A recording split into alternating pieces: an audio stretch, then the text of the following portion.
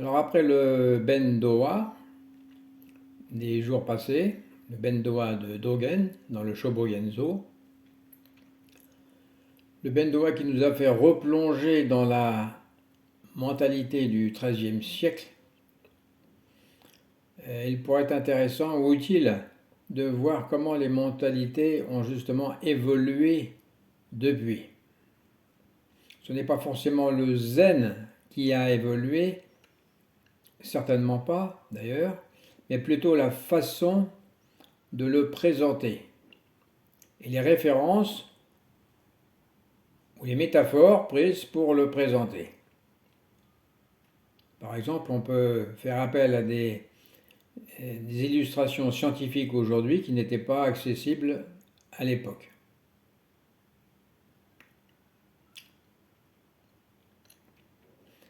Et mon idée, c'était de comparer Shunyata à la non-dualité radicale, par exemple, de Tony Parsons. Shunyata se situant plutôt, Shunyata, je dirais, c'est plutôt hors du temps, mais en tout cas, les exemples pour ou les métaphores pour le présenter sont très différentes de celles de Tony Parsons.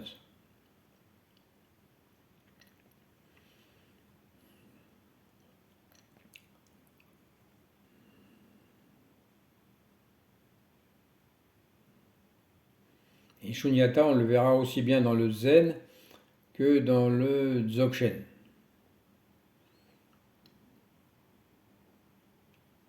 Les similitudes entre le Zen, le Dzogchen et la non-dualité radicale, alors je parle de non-dualité radicale pour la distinguer de la non-dualité tout court qui fleurit sur Internet, par exemple. La non-dualité radicale a une dimension de plus. C'est la même différence qu'on pourrait trouver entre le bouddhisme, par exemple, et le zen. Le bouddhisme qui correspondrait à la non-dualité et le zen à la non-dualité radicale. Et on verra pourquoi. Les deux ont des similitudes évidentes, mais on peut se poser la question de savoir s'il y a quelque chose en plus ou en moins dans le zen ou dans la non-dualité radicale. Ou bien est-ce que c'est simplement une différence de contexte entre deux époques éloignées.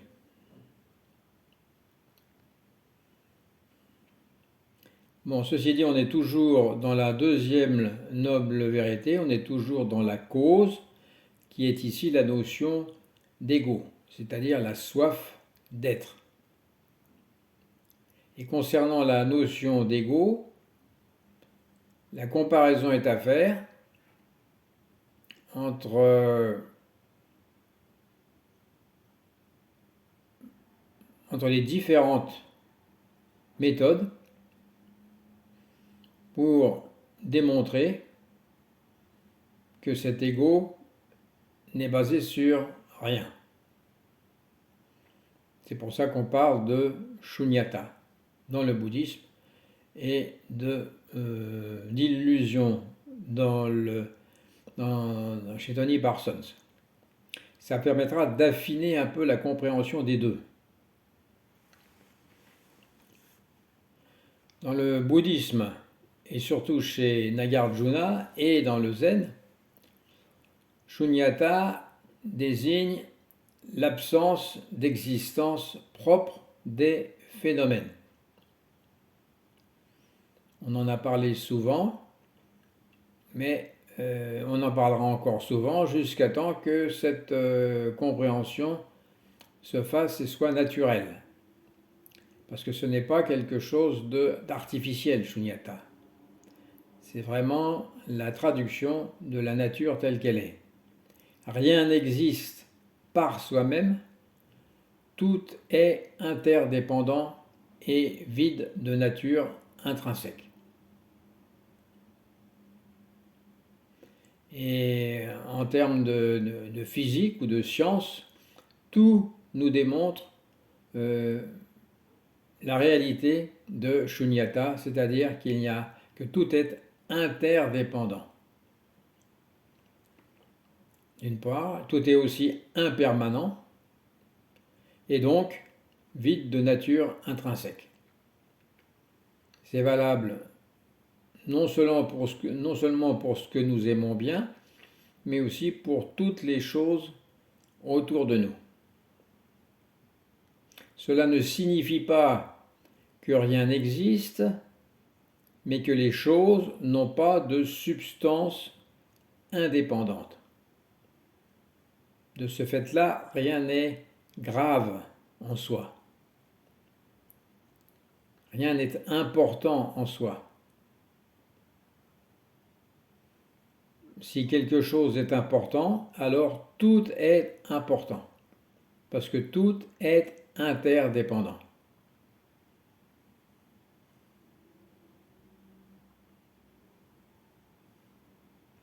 C'est vraiment le point central, Shunyata. Dans la non-dualité radicale, donc dans la non-dualité de Tony Parsons ou Jim Newman ou Andreas Müller, etc., qui en fait sont, on pourrait dire, ses élèves, même s'ils ont pris leur indépendance, eh bien dans cette non-dualité radicale qu'on pourrait simplifier par NDR, on affirme que tout est libre de séparation. Il n'y a personne pour vivre sa vie indépendamment. Il y a seulement ce qui est. On a l'habitude de vouloir absolument nous considérer comme un centre séparé du reste du monde. Et évidemment beaucoup plus important que le reste du monde. Mais en y réfléchissant, on réalise qu'il n'y a pas d'indépendance par rapport au reste du monde. Nous sommes absolument dépendants du reste du monde et le reste du monde est dépendant de nous par le simple fait qu'on est le reste du monde. Il n'y a pas une seule de nos cellules, une seule de nos pensées qui ne soit pas reliée au reste du monde parce qu'on est le reste du monde. Il n'y a pas d'entité individuelle pour expérimenter l'absence ou la présence. Voilà, ça c'est le message de la non-dualité radicale. Le moi est une illusion, même si elle apparaît de façon illusoire, comme un rêve, et c'est ce que les bouddhistes appellent la forme. Et la forme est le pendant de la vacuité. La forme c'est shiki et la vacuité c'est ku. Mais on ne peut pas les séparer. Pour des raisons pédagogiques, on peut les présenter séparément, mais dans la réalité, ces deux notions sont absolument liées. C'est parce qu'il y a la forme qu'on peut parler de ku, c'est parce qu'il y a shiki qu'on peut parler de ku, et c'est parce que tout est fondamentalement ku, vide, que toutes les apparences, que toutes les formes sont possibles. Alors, entre Shunyata et le NDR ou la NDR de Tony Parsons, est-ce qu'il y a des points communs? Dans les deux cas, il n'y a pas de soi substantiel. La réalité dite ultime dépasse toute conceptualisation. Tout ce qui apparaît est vide de toute essence propre, selon Shunyata. Et selon la non-dualité radicale, c'est simplement une énergie sans propriétaire. Il y a des rêves, mais ces rêves n'ont pas de propriétaire. Il y a des apparences, mais sans qu'il y ait de propriétaire.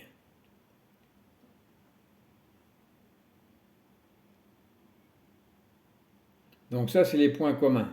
Quant aux divergences, eh bien, elles sont que, par exemple, dans la pratique, Shunyata est souvent ou traditionnellement associé à une pratique comme Zazen, la méditation, ou dans certaines formes de bouddhisme, ou le chemin graduel pour réaliser cette vacuité. Alors que dans la non-dualité radicale, il n'y a rien à faire. Voilà deux divergences. Une méthode dans la première, rien à faire dans la seconde. Aucune voie, aucune progression. Ce qui est à réaliser est déjà ce qui est. L'idée même d'une recherche est considérée comme infantile ou un malentendu, en tout cas comme futile. On retrouve là le langage de Krishnamurti. Le langage de la non-dualité radicale est donc plus abrupt que dans le bouddhisme ou que dans le zen. Il est non processuel, non progressif. Les deux approches pointent vers la dissolution ou la disparition de l'idée d'un soi qui serait séparé et individuel. On ne dit pas qu'il n'y a pas de soi, on dit que s'il y a un soi, il ne peut pas être individuel. C'est simplement un outil.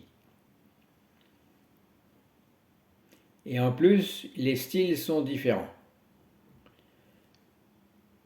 Dans le bouddhisme, enfin dans le Dzogchen et le Zen, on parle de compassion naturelle qui découle de Shunyata, mais dans la non-dualité radicale, on parle justement de neutralité radicale. Par exemple, pour la vacuité et la compassion, elles sont indissociables dans le bouddhisme, parce qu'en réalisant que tout est vide d'existence propre, donc comme je le disais précédemment, donc de gravité, on comprend aussi que tous les êtres souffrent par ignorance de cette vacuité, parce qu'ils pensent que les choses ont une gravité, justement. Et de les voir souffrir engendre une grande compassion naturelle. C'est une compassion sans sujet, sans propriétaire. Il n'y a pas moi qui aide autrui. Mais c'est une réponse spontanée aux situations. C'est la réponse du bodhisattva dans le Mahayana.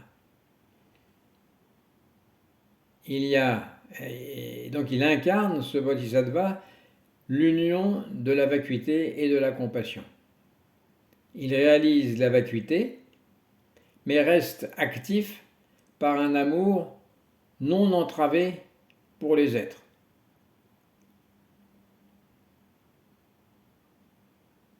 Ce n'est pas un amour contraint, étriqué, c'est un amour sans borne. Alors que dans la non-dualité radicale, si je veux vraiment insister sur les différences, parce que des fois les choses ne sont pas aussi dichotomiques que ça, aussi manichéennes que ça, quand on parle de la fin de l'illusion du moi dans la non-dualité radicale, on n'est pas dans la compassion au sens traditionnel. Le message, c'est une neutralité radicale dans le sens où ce qui est n'a pas à être qualifié ou jugé. On n'a pas à dire le pauvre ceci ou le pauvre cela. Pas de qualification. C'est simplement ce qui est, que ce soit douceur ou violence. Et dans cette je ne sais pas si on peut parler de tradition, mais dans ce message, dans cette approche, il n'y a pas de moi pour être compatissant ou indifférent ou méchant. Il n'y a pas de moi à la base. Les émotions peuvent apparaître, mais elles ne sont pas possédées par quelqu'un, par un individu. Alors évidemment, ça peut donner une impression d'impersonnalité absolue, où rien ne serait ni à améliorer ni à corriger dans le monde. Par exemple, dans le bouddhisme, si le Bouddha regarde un enfant qui tombe, eh bien sans penser, il le ramasse doucement et peut le consoler. Du point de vue de la non-dualité radicale, l'enfant tombe et c'est simplement ce qui arrive. On ne juge pas. C'est pas qu'on ne juge pas par volonté de ne pas juger, c'est que il n'y a personne pour juger. Peut-être qu'une main se tendra vers l'enfant, peut-être pas, on ne sait pas à l'avance. Personne n'agit, c'est juste ce qui est. C'est encore moins contraint, si je puis dire, que dans le bouddhisme. Plus ouvert à toutes les possibilités.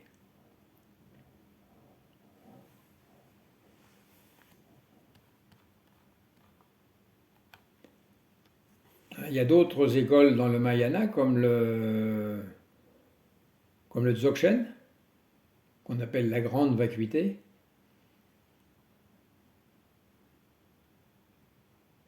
qui a une autre saveur.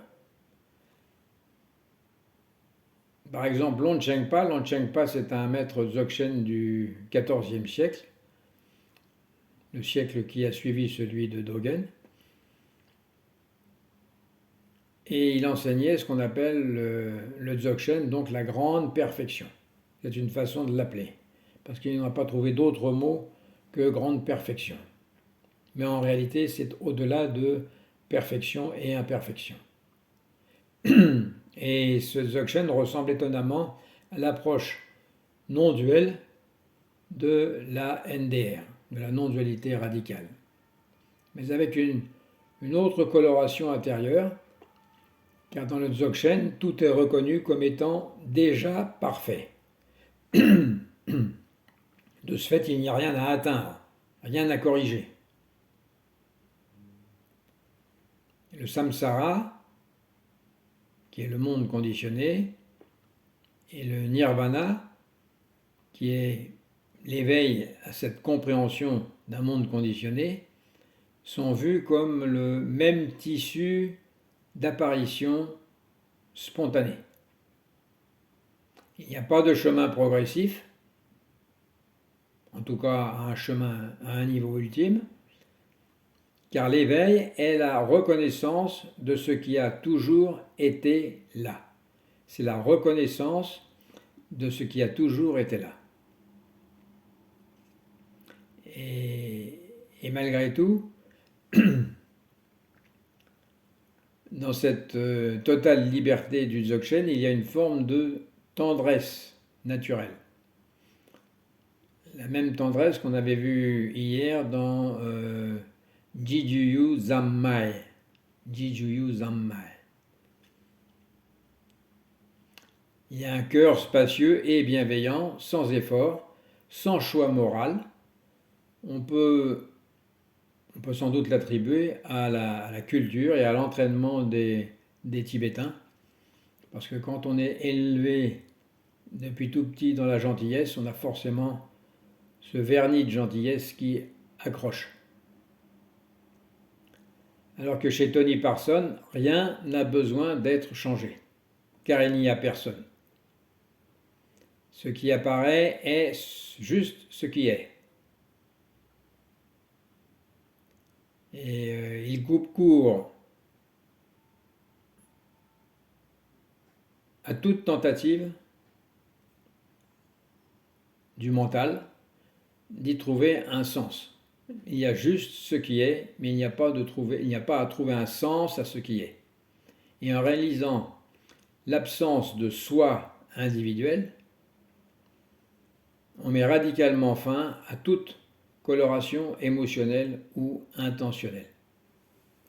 Voilà, donc pour conclure, on pourrait dire que pour le Dzogchen et Longchenpa, Longchenpa donc c'est le Dzogchen, c'est le maître Dzogchen, la vacuité est reconnue comme ouverte, lumineuse et bienveillante par nature.